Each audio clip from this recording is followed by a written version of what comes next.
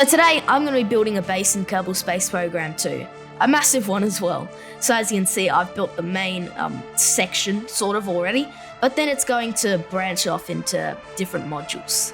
Now, this is actually my first time playing KSP 2 in a long while actually. It's been quite a while since the KSP 2 video, been over a month. So yeah, I guess I've just been really burnt out with all the glitches of KSP 2 and want to play a somewhat complete game like KSP 1.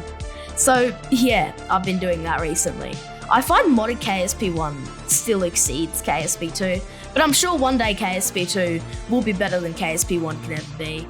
But yeah, in the meantime, I'm going to mostly stick to KSP 1 so that my rockets don't just randomly blow up because the game decides them to.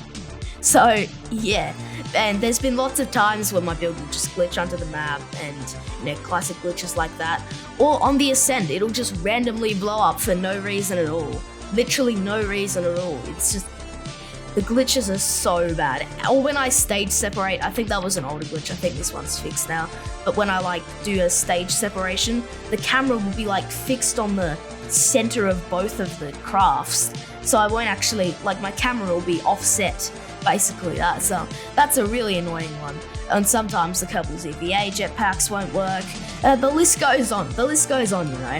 But yeah, but I've decided to come back and sort of give it another shot because it's been a while. There's been a few patches ever since I've played, so I reckon I won't encounter as many glitches. And that was true today. I don't think I actually counted any glitches today. So yeah, this was a very lucky mission indeed for me. But yeah, anyway, you can see the base is almost complete. So have a look at that. And we can make it black and blue because I think that just looks really cool. I like the gold tint to the windows and stuff. I think that honestly looks really good. And I was kind of confused where to put the solar panels to make them look good, but I chose to put them there. And for some reason, when I launched, I had 2 sets of solar panels. I guess I didn't see. But yeah, I accidentally put 2 sets on. Maybe that was me or maybe that was the game. I've got no idea.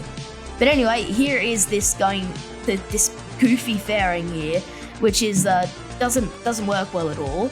It doesn't look good at all, but I kind of have to have one. As you can imagine, a massive base like that strapped to a controlled explosion isn't going to be that aerodynamic. So I've got to make the rocket somewhat realistic, unfortunately. Yeah, I know, that really sucks.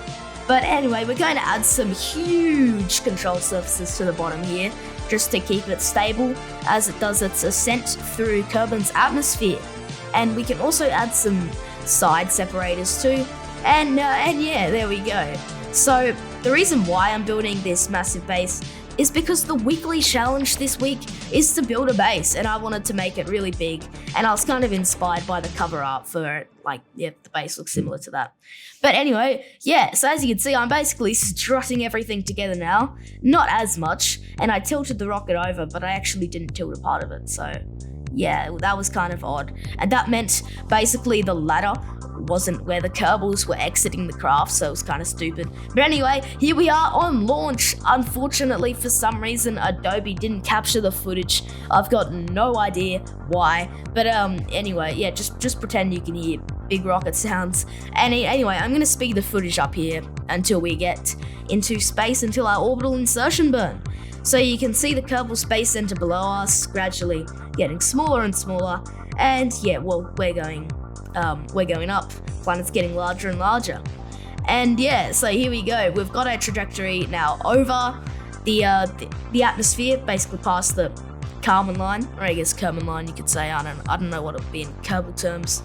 But yeah, anyway, so now we can create a maneuver node to circularize to get into a stable orbit. Now, this rocket was very unstable in general. Even with the 50 million reaction wheels I put on it, this thing would just, okay, it was more like 2 reaction wheels. But yeah, this thing was very unstable, as you can see here. And those side tanks had way too much fuel, so I was just like, you know, I'll just attach them. I shouldn't need them, hopefully. I basically hope for the best.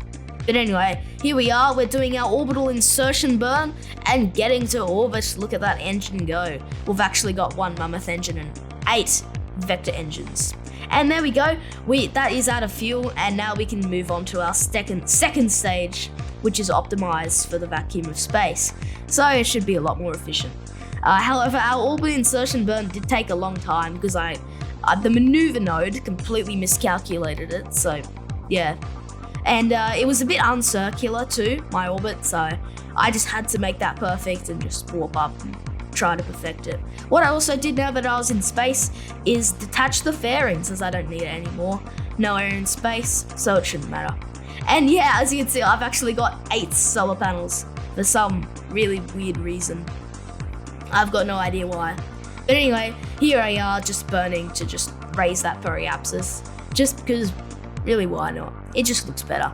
And actually, no, there was a reason for it. It was so I could easily get an encounter with Minmus, which is where we will be sending to this base to finally, 6 minutes into the video, I'm telling you what's actually going to happen. So, we're going to Minmus. I just planned a maneuver to get an encounter. And, yeah, we just have to face where we need to face, basically. And then we can just basically speed up time around until we get to the spot where we need to perform that maneuver burn. So we can see when you're gonna do it. Now, yes, there we go. The second stage engine has relighted and our apoapsis is growing quite rapidly actually.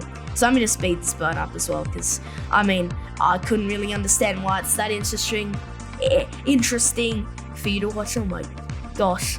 Anyway, here we are. We've got an encounter, or very close to an encounter. So basically what we can do is just warp away from Kerbin and do a tiny mid-course correction just to fine-tune our encounter with Minmus. Make sure we're closer to the surface, because the closer you are to the celestial body, the easier it is to get into orbit around it, because basically its gravity pulls on you more. So, yeah. Anyway, here we are warping over to our mid-course correction. You can see how small Kerbin is from here as well. And we just performed that little burn, and yeah, I was a bit off. I'm terrible at making mid-course corrections and stuff, as you can see here, but that one's close enough. It works, so whatever. Anyway, but now about 30 days into the mission, we are approaching Minmus. You can see that little green ball over there. Well, it's not really that green, is it? It's mostly white. There's some green flatlands on it. Yeah, there's different biomes on this. And I believe this is the smallest celestial body in the game, apart from Gilly. But could you really even call Gilly a moon? I mean, it kind of is. Anyway, here we are circularizing. And yeah, this is a pretty simple process of just burning backwards, basically, retrograde, to just be captured around by Minmus. And there we go. It's not perfectly circular, but it shouldn't matter, because I wanted to land in this big crater on the North Pole, I guess you could say it's on. But yeah, I really wanted to land on it. I don't know why, I just thought it would be really cool to land in a crater. Now, it would have been easier to land on those big green spots, the flatlands, because they're extremely flat from the name, hopefully you guessed.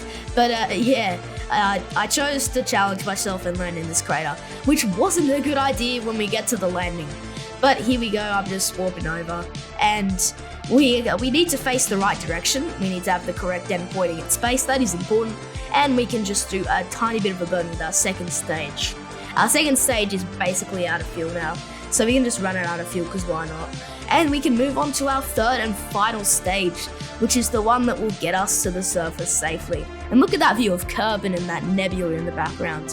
Very good, very good. Definitely a thumbnail contender shot right there, but it'll probably be of it on the surface. I mean, I don't know yet, because I haven't made the thumbnail. But anyway, here we are descending into the crater. Look at these huge mountains here. I feel like KSP 2 does a lot better at, giving you a sense of depth and that stuff. Like everything's worth exploring, But anyway, here we are landing, and yeah, I bounced again, and then I was sliding down a hill. And then I tried to correct it stupidly, and then it just made the situation worse, to be honest. As you can see, I'm just hopping across the surface, barely missing the ground. So anyway, I almost did it. I just boosted up, basically. And then for the final bit of the descent, I was on a hill. I was like, oh, it's gonna do it. But yeah, I have slowed down a lot, so it should be fine. Landing gear should take the impact. And now we're sliding down the hill, so yeah. Anyway, I'll skip to when we're down at the bottom of the hill and we've stopped, because just like KSP1, sliding down hills is a real bummer because, yeah, you can't exactly time walk through it. Well, you can in KSP2, but yeah. Anyway, here is the base fully on the ground. Mostly on the ground. But anyway, yeah, here it is on the ground in this huge crater, by the way. And we can get our brave Kerbinauts out who've been spending a month in this base and are probably keen to check out the view of Minmus, basically. It's a pretty cool celestial body. It's pretty small, but it's pretty cool. The cool thing about Minmus as well is, since its gravity is so low, we can just fly around with his jetpack. I mean, look at this. This is awesome. Anyway, let's land our Kerbal here. And they can plant the flag. We can get the flag out. And look at that. Beautiful. Beautiful. Unfortunately, we can't see Kerbin from down here. It's below the horizon. Well, it's not below the horizon, but there's mountains in the way, basically. Anyway, I got them all out, and here we are. We have them all out, and our huge mega base assembled on the surface. This will be their colony, I guess, where they can do research and stuff on the planet, and it looks absolutely amazing, especially my especially picked landing spot, and yeah, the bunny hops we did across the surface. But thanks for watching, guys, and I'll see you in the next one.